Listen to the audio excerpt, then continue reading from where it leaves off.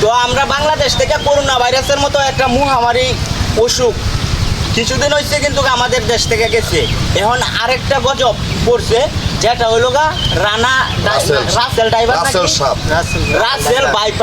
রাসেল বাইপার যতটা বিষান্ত নাই, এর চেয়ে বেশি বিষান্ত কিন্তু কিছু বাংলাদেশের টুকটা ইউটিউবার রাইডার বানাইতেছে।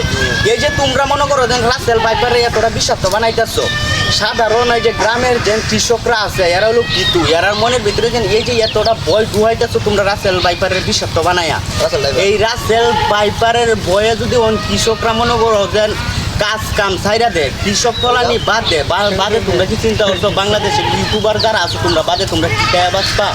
তো রাসেল বাইপারের লইয়া ভিডিও বানানোটা আলাপ বন্ধ করো, ঠিক আছে? বন্ধ করে মনে করো যে কৃষকের মনে সাহস জাগাও যে না। আর তোমরা তো সাহস জাগাইতেছো না, তোমরা তো বেটা কৃষকের মনের ভিতরে ভয় জাগাইতেছো, যারা কৃষিকাজ ছাইরা দেহাইরা বাদে যে তোমরা